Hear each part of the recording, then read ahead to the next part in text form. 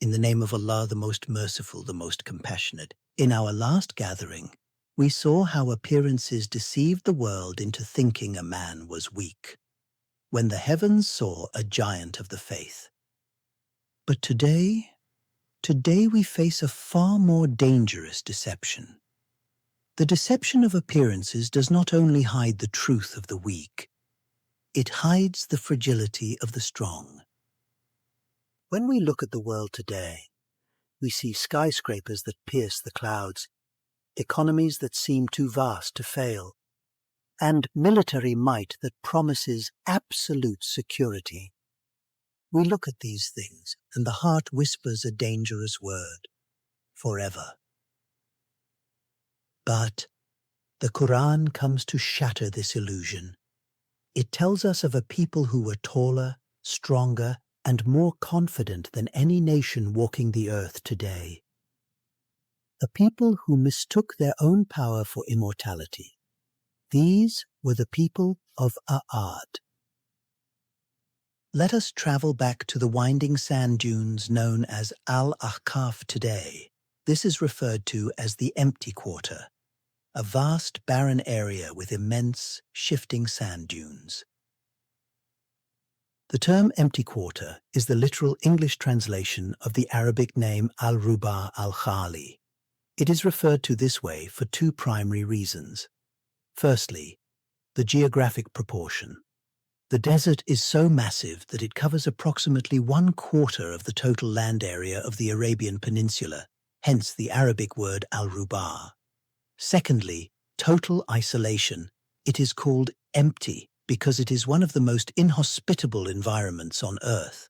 With summer temperatures exceeding 50 degrees Celsius and annual rainfall under 35 millimeters, the region has virtually no permanent human settlements, sparse vegetation, and very little wildlife. Hence the Arabic word al-Khali. But it was once a land of flowing springs, fertile gardens, and vast wealth. Here lived the Ad successors to the people of Nuh. They were physically unlike us. Allah blessed them with a stature and strength increased extensively beyond other human civilizations.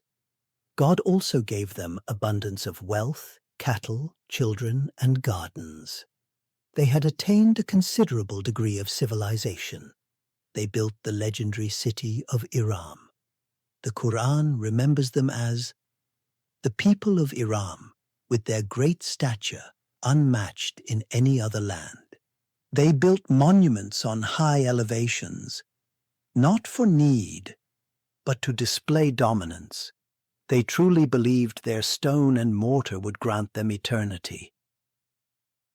Asking with a question that reeks of arrogance, who is stronger than us in strength? Into this society of materialism, Allah sent a man from amongst them, their brother, Prophet Hud. He did not come with an army or wealth. Since he was a man from amongst them, it was certain that they would be more inclined to listen to him. Hud came with a message of Tawhid to break the illusion. He told them, "O my people, worship Allah, you have no deity other than Him." He offered a formula that defied their material logic, that humility leads to greater power. But they were blinded. They saw only a man who ate and drank like them. They accused him of madness. When they refused to repent, a drought overtook the land for 3 years. Desperate, they saw a massive cloud approaching. They rejoiced, crying out, "This is a cloud bringing us rain." They saw mercy, but appearances are deceptive. Allah reveals the reality. Nay, but it is that which you are asking to be hastened, a wind wherein is a painful torment. It was the Rihun Sasa, a screaming westerly gale called Ad-Dabu. For 7 nights and 8 days it tore through their pride. It plucked these giants right off the ground, leaving a haunting image of the aftermath. So you would see the people therein fallen as if they were hollow trunks of palm trees. The appearance of invincibility was stripped away, leaving only silence. Every society that believes its systems cannot fail repeats the same mistake.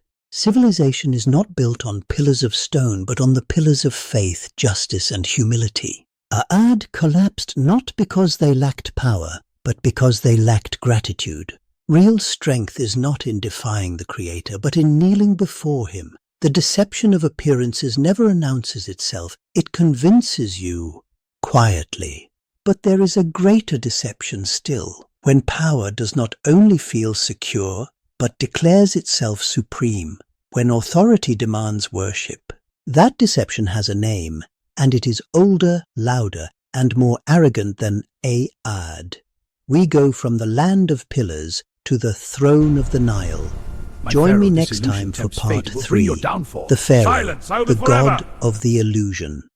Until then, do not trust what looks permanent. Trust the one who is. Peace grows where humility lives. Peace be upon you.